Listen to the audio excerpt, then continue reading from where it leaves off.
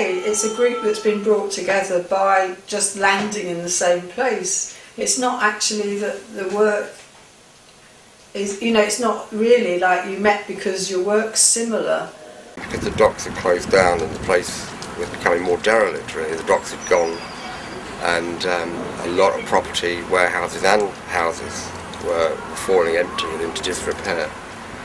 We went to the GRC and they said, well, there's two things you can do. One is you can squat, because a lot of people were squatting in those days because all this property wasn't being used, but then we'll get you out. Or you can do it the legitimate way and actually form a housing association. Well, I tell you what, none of this would have happened if it hadn't been for Acme Housing. I don't know if we told you about Acme Housing. The policy of the time, which was empty houses being taken over, and Barnyard Road just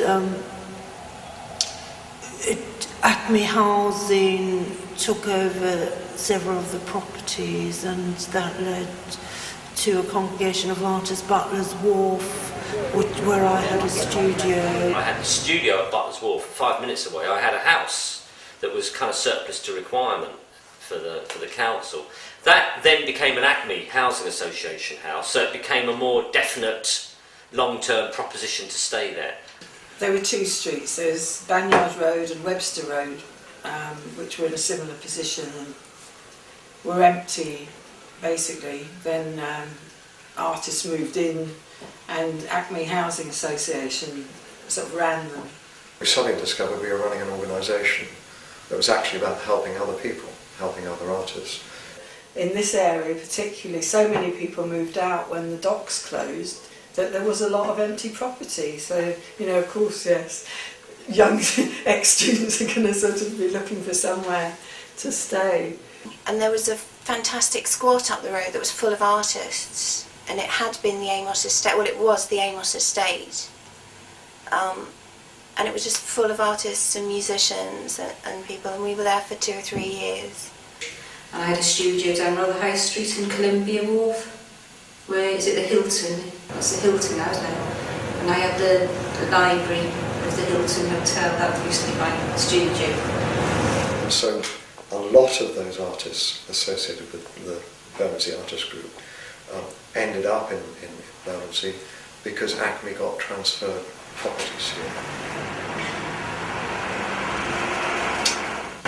I remember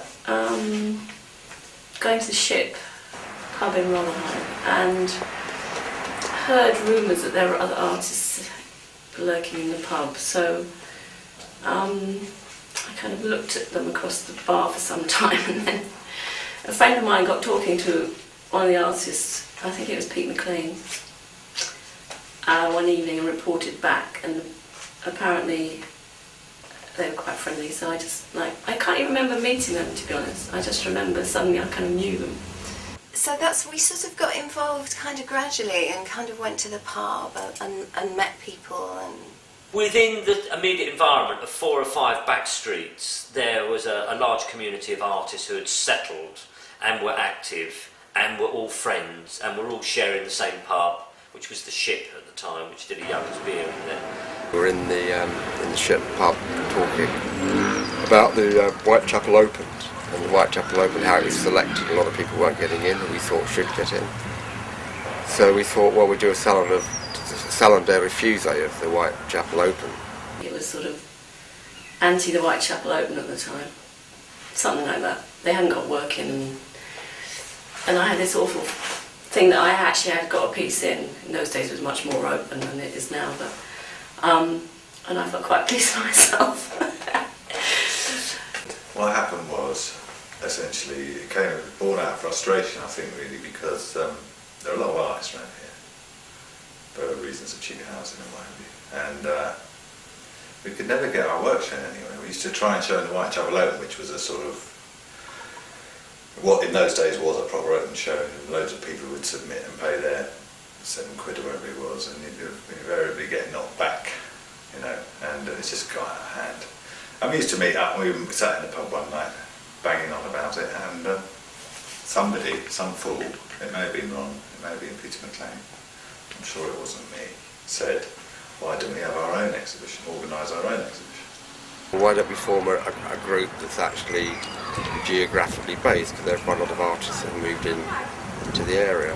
And I think it also was to do with me anyway, although the first idea was fun. The second idea was quite serious, because there was a lot of artists around who didn't particularly know each other, and really quite young, moved into a new area, and sometimes if there's some form of having communication between people, it's that kind of support. I suppose it became sort of declared that we were a group, and that declaration meant one formed by giving itself a name, and then, you know, we had to pay membership fees, and then it established itself. You know, there weren't that many opportunities to get your work shown then if you were just out of college, and I think some of us have been disappointed by maybe trying to put work in for one show and not getting in or something. We thought, well, why don't we do our own?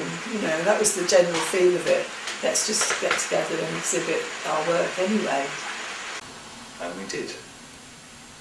Just got a few people together, collected a tenner off everybody. We had use of the chapter house down outside the cathedral, which was given to us by the Reverend Rowley Bain, who for some reason is a vicar who likes to be a clown, and he does clowning services, but he was great. And I think they let us have it for nothing. So it was, you know, it was just such a good show, and everybody produced one work. And I think there was about 20 people in the show. And that was like a really good start, I think, to the group. Beautiful old space, and it was all oak panelling. So I think some of the guys had to build plasterboard walls round to make it an exhibition space. So there's a lot of effort went into it for a 2-week exhibition or whatever it was. We were sort of skin of the teeth stuff, really. It was all done on goodwill and no money, and a lot of enthusiasm, because we were all a lot younger, of course.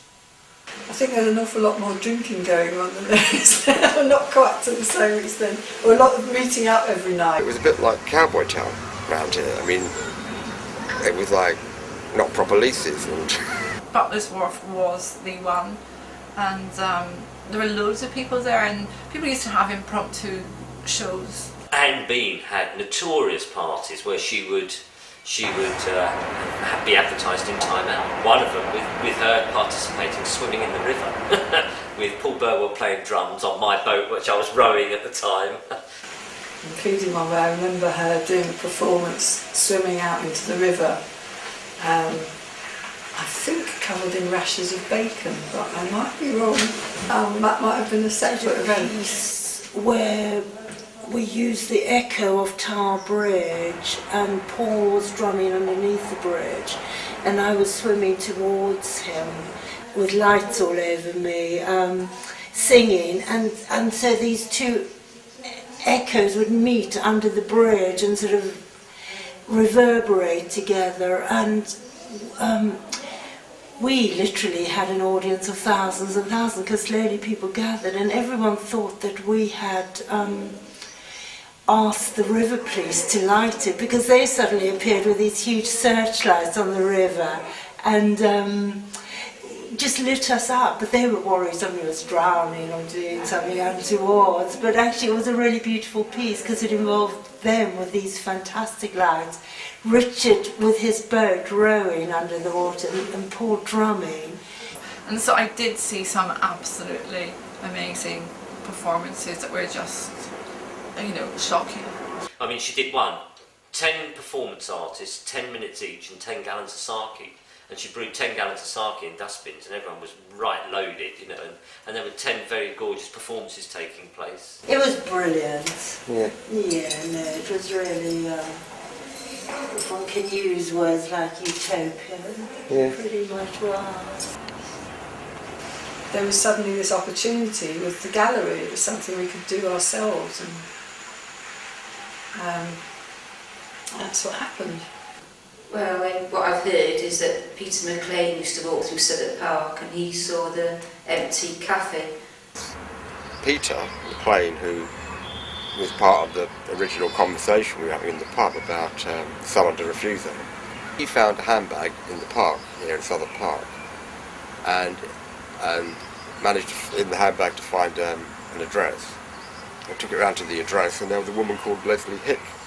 So he took the bag round and they got talking, and he told her about the artists group, which has formed, in fact. And then she said, oh, well, I've been sort of making some tentative inquiries about the derelict cafe in the park. It was a swimming pool and just the first ideas of gathering together a group of artists to take over the gallery and use it, to take over the cafe and use it as a gallery. Somebody had mentioned the old cafe beside the Lido in the park, and then that was owned by the GLC, and I remember meeting with a GLC councillor in the Southwark Park Tavern. I was walking the dog in the park and Southwark Park, and we looked through this deserted cafe window, just derelict, and I'd heard they were going to try and make a gallery out of it, and I thought they were quite mad actually.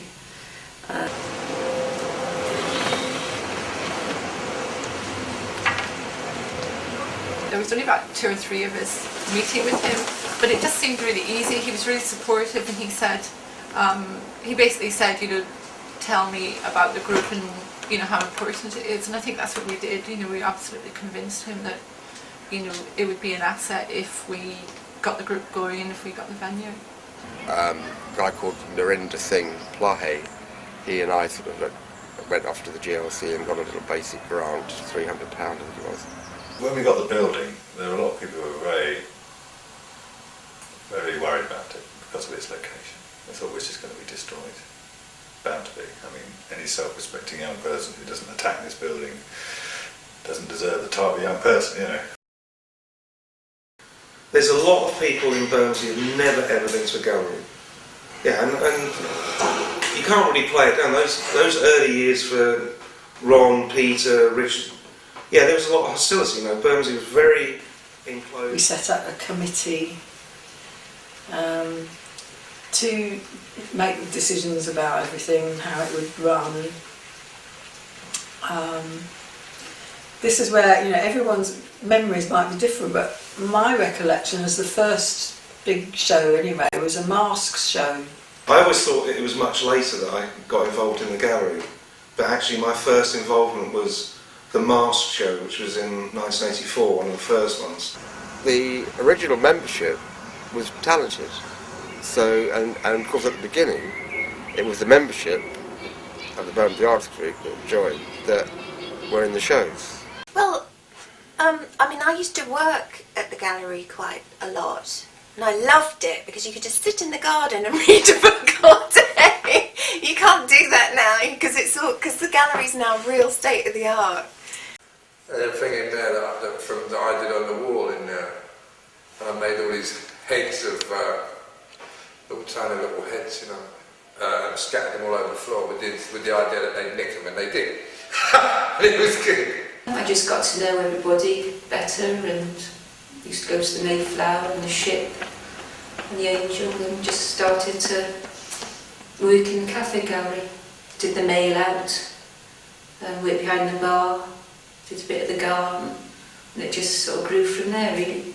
That was probably the first thing I ever did in the old gallery. That was all made of alphabetic spaghetti. Yeah? Yeah, and it took fucking hours for me having to PVA it on the wall. I had a one-person show in 1988. Well, it was sort of shared, but it was mostly me. Not to be egocentric about it. I think back on some things when, we'd been invigilating in the, midwinter in November with freezing cold, wearing 50 layers of clothing in the gallery, which is probably much the same now, and you'd have I remember one particular thing, you had banks of televisions flickering in the darkened gallery, and you're on your own there, in the middle of a park in winter, and you didn't know who the hell was coming in the gallery.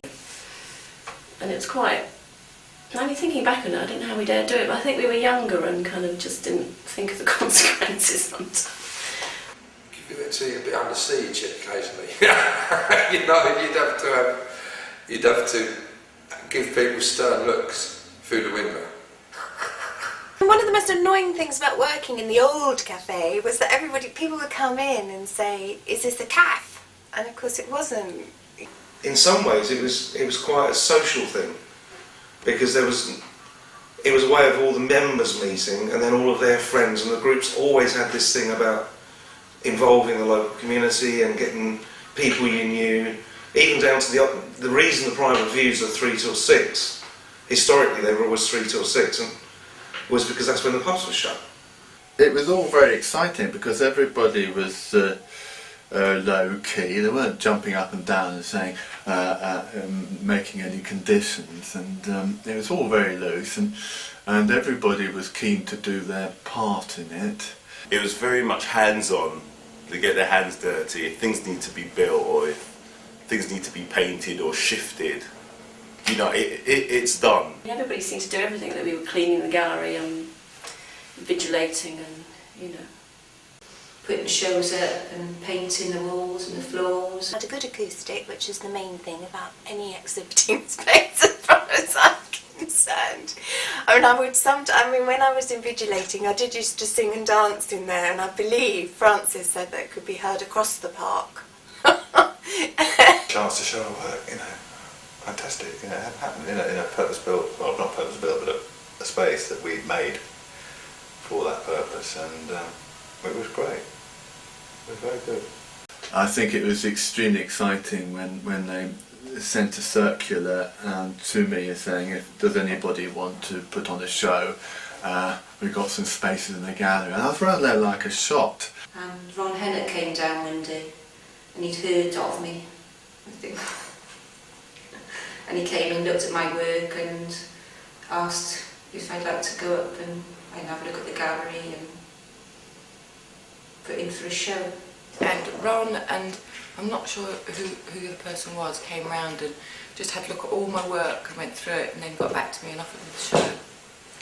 Well, you know, they had a sort of staple show. I think it was literally it was like staples in the wall, and I just thought it was fantastic. You know, that's a really great sort of concept and show. 40,000 staples in the wall, all standing out a little bit, and we got slated by councillors turned up, and they were literally councillors sending us letters saying, how dare we do that? You know, the people of Bermondsey, you know, they wouldn't ever understand that, you know, why don't we have proper pictures? Richard Wilson's swimming pool piece with the water shooting through into the gallery. And he fired the water down the length of the gallery, the old gallery, into a huge hopper head. And so I mounted a pump outside the window that looks out over the swimming pool. And over the duration of 10 days, I fired 21,000 gallons of swimming pool water as a jet of water through a hole which I bored in the glass, but I left the steel mesh. So there's this sort of sense of a brittleness between the inside and outside, but there's also this kind of like fuck off metal that sat there. And this hole just allowed this jet to fire through, and we had a 33-foot trajectory of water that arced right through the room and hit into this big 10-foot mouth of a hopper head. And that was fantastic, and he would come in and sort of sweep the water every day. After hours, the old cafe, the old cafe. It sounds like a film in itself, doesn't it? The old cafe, the old cafe. We do an open ourselves, and it's partly the fact that we do an open, which is not exactly fashionable within the art world particularly, because what we do is an unselected open. That really, I suppose, thinking about it, comes from our beginnings of talking about this whole thing about the Whitechapel Open. And then there's always been like the open show at Christmas where you pay your money, it goes on the walls, which is great because that's everyone gets a chance. That's remained, and that's very much about keeping this ethos. There was a Derek Jarman fan, I think that was self-portraits. That was a wonderful exhibition. Later on, I had a group show with, a two-person show with Tony Fleming, and he did paintings, and I think there were sort of large drawings on boards. In the early years, we shared shows. Some of the group members. I had a show. I shared one show with Peter McLean, who was another of the original members, and another one I shared with Ron Hennett. The people involved have had to learn to do that. They're not naturally gallery runners. Innocent knowing nothing whatsoever about business or about grants or about public funding or about constitutions or about anything really. Well, what about rebuilding the gallery and getting really proper funding and making this place a bigger and better version of what it is? Architects have drawn up these amazing designs about what we could build, which we would have needed millions to build that, but it got Jeremy's attention, and he was really like, if you want to go for that, I'll push the council officers to support you. So he came down like, well, what are you guys up to? And said, well, we're trying to get £500,000 to rebuild this place. And at the end, that's what we got. We rebuilt the gallery, and it's extraordinary the difference between them. And I think back to the derelict cafe, and I'm thinking, looking at that now, I think it's an immense achievement really, with very little money really. There was a lot of time, 2 or 3 years, where it was difficult. All the energy was on the fundraising, dealing with that. I don't know. We just kept the faith. We just always kept the faith right through. All the lottery. Applying the lottery money for the new space and so on. And I just kept thinking about the old space. The old space was small, and I remember it was sort of cobwebby the last time I was there. And then this it was just like being in this shade, this sort of Phoenix kind of space. So for me it was just brilliant. No, I think it's great that you've got this sort of, it's like a gem really in the park, I just think it's such a beautiful place to see paintings, so I'd like to see more paintings there. what I like about the gallery is, yes, it's a super building. The old one was a concrete bunker basically, but the ethos came with the design. Because the new gallery seems so new still, it seems like everything's very exciting, and whenever we have a show there's often a sort of performance element to it, which I think is absolutely wonderful. I think it's great. It's a great place. There's a lot of scope for different kinds of work there. I think it's got great potential. And I think it was exciting for me that when the building was going through its transformation, that they managed to get Dilston Grove, and that programme continued, and Dilston Grove has become a kind of exciting thing.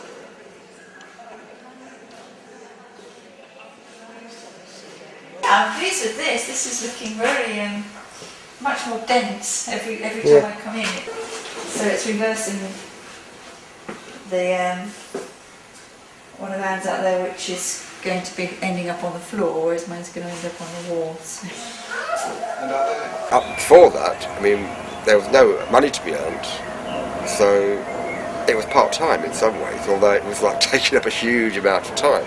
Like being the chair and being the treasurer. Somehow I just got dragged onto the management committee. I was asked to join the exhibition advisory panel. And I was a committee member for some time. I got kind of coerced into being part of it, and I don't remember I was on the management committee. I think they just were keen to get anybody they could get. I was the chairman of it for a bit, for the Bermondsey Artists Group. Ended up becoming the secretary of the arts group and rewriting the constitution, doing it again to get the community stuff. I did the designs for the mural, which was it's in the Dockers Call-On shelter, which is now a bus stop by The Surrey Docks Dockers shed mural. I did the one on the Swan Estate, Swan Road. I did workshops in there. I did Shore Start workshops, which were for little ones. There's people now coming in as mums who've been involved in workshops years ago. It's really important that the space is kind of used for the community, and I think this is a prime example. I mean, we created this work with the idea of showing it in the Christmas Open, and it was an opportunity for the family and especially the children to feel very much involved with the gallery, and the aim of that was to get the parents and the children to work together, looking at drawing and applying drawing and collage to a sculptural form, which then created the installation which I'm sitting amongst. It is an example of how you can make something happen by a sort of cultural... These artists took over a gallery, took over a vandalised building or whatever, a derelict building, and they've made it into the... Look at it. Look at the whole park now. It was, it's incredible. I think it's created a type of atmosphere in an area that often can be really quite edgy. It was quite run down, the park, and the thing that was kind of seemed to be trying to do something about it was the was the cafe gallery. You can just go to Southwark Park and there's this lovely space, and you can just amble in, half an hour, and it's great. It's really good. I think I'm interested in some ways that it's happened here, because I'm not sure it could have happened in a lot of other areas, because there's something about this area that allows it to happen. I feel happy to be in an area that's changed because we've been here, because of the cafe gallery.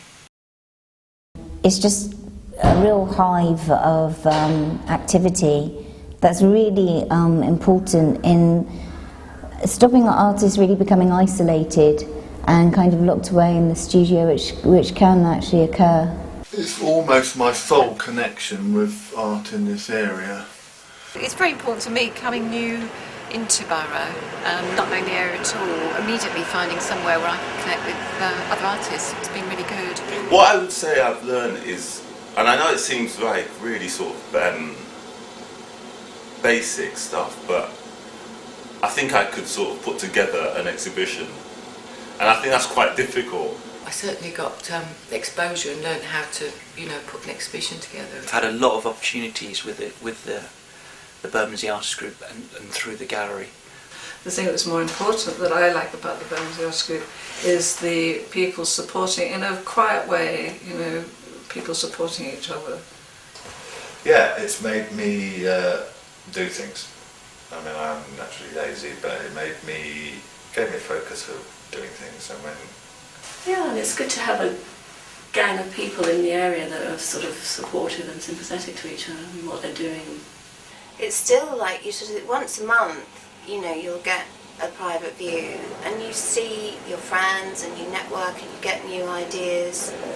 It's been a sort of vital social contact as well, and even if you're not showing, you still sort of get to see your friends and get to know what's going on. Well, it's good to have people to talk to about your work and just seeing how other people progress and develop. And I think just have that nucleus of art around you all the time. I've been adopted by this group of friends and it's great. I really enjoy it, And it's almost like it's created its own family. It's been really supportive. Yeah, I don't think I wouldn't really have this gallery now.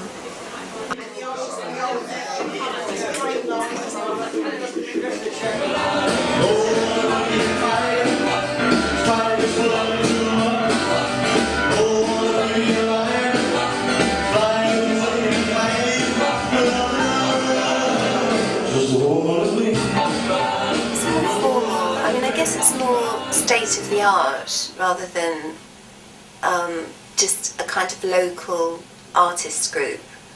It's got, I don't know, it has wider connections with the art world now. It's kind of evolved because we start as enthusiastic amateurs and we all pitch in, and then sort of roles start to be defined. There's a whole other generation, or yet another generation of who are sort of quite like-minded people, and that's refreshing as well. It's just a mixture of, original members and new ideas and new people. There are quite a few younger people now with the same ethos, as it were. It's not just a bunch of old hippies that are hanging on to those values. It's actually, or socialist hippies, whatever you want to call it. It's actually, there are other people who are attracted to it as well, who are from a different generation. I guess they kind of, yeah, they get young and groovy. As we get old and grizzly, they get young and groovy, and we can't keep up with them. But we're still here as old stalwarts, do you know what I mean? In case they need any advice. More of the newer ones are actually at the centre of running things, which is great. So Beth came in, full of enthusiasm. Right, okay, look, I'm the chair.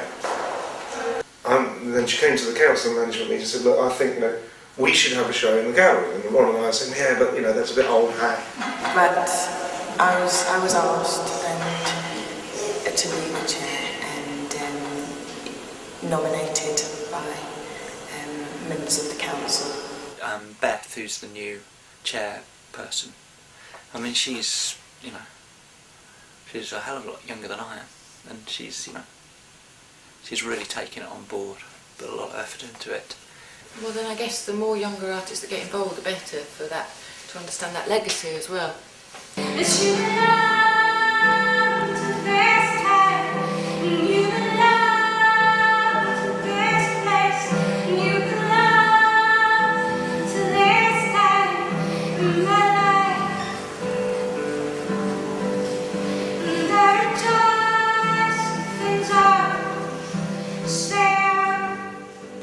I thought it would last forever because of Hannock. When he talked about open, it really was open. And I think Hannock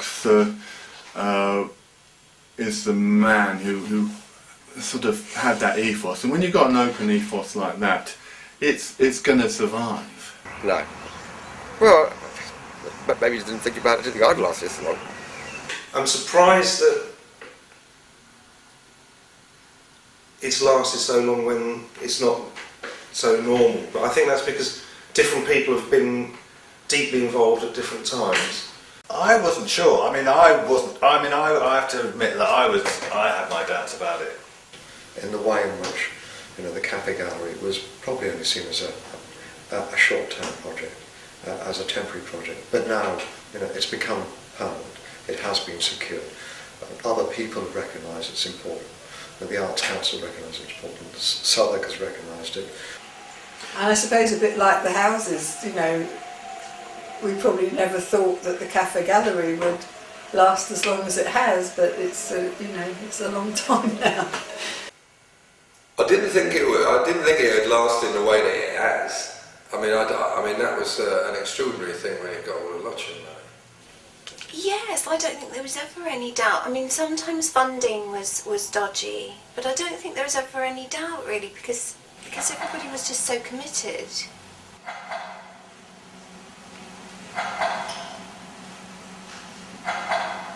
I'm sure it'll just continue to evolve. I think it's always been quite an organic organisation, so I think it'll just continue, hopefully. I'd tell you what I'd really like. I'd like for it not to be like South London Gallery. I think it would be a real shame if it was to be taken over as a kind of professional. It's professional now, but what I mean is by a sort of administrative arts management type. I'm sure that Ron will go on into his dotage, being in charge. Well, hopefully it will continue and flourish with new members joining every year. I think the Bermondsey Artists Group should always be meeting, having their parties, being a community and thinking of new things as well. And they don't have to be major player things, they don't have to be big shouts, the whispers are just as important. Now we've got a 3-year lease on Dilson, which means that we can actually programme projects ahead. I'd like for it to be. I'd like for it to stay the same in a lot of ways. I'd like for it to have as much kind of community stuff as it still has. I think it'll just keep going as a really fabulous space. 'Cause I know the time is almost time, and the place is always a lonely place. But it's only for time, and I know for one place. That rejoice in dark, stay on. it's absolutely amazing what's achieved, actually. If I, 23 years ago, I would have imagined that even if we were still going, we'd still be in an old ramshackle old cafe, putting on the odd show, scrabbling around for money and all those kind of things. But it's just, I think it's staggering really, because it was doomed to fail, actually. It actually is unique, and what it's, how it got set up and its connection with where it came from, rather than being sort of parachuted in on somewhere sort of thing. I think it's very unique setup and progressive. It allows the artist to have some ownership over the art world, which is quite often takes away or limits you in many ways. It's an interesting project because it's an artist-led project. BAG in general is a sort of openness and a generosity to artists. But with a strong community base is probably quite, something to be treasured. I think it's a really worthwhile thing, that place over there. I'm proud of it, that it's been progressing.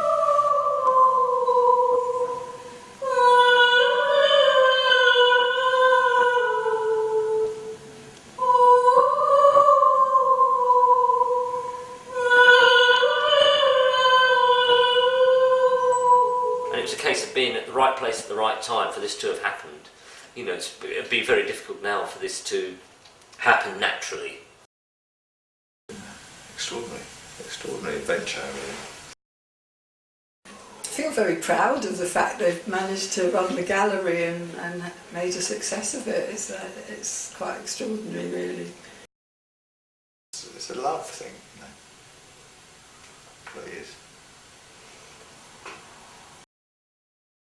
I mean, Ron is a bit like the Queen. I don't know when he's going to abdicate, but I'm sure he'll be thrilled that I said that. Whether he would be, David could be the Gordon Brown of the event. So David, but I can't imagine Ron saying, "Oh no, I'm going to abdicate." Someone said you had to wait for someone to die before you could become a member at the time. I'm not sure about that. I think Ron and his Ronettes have done excellently.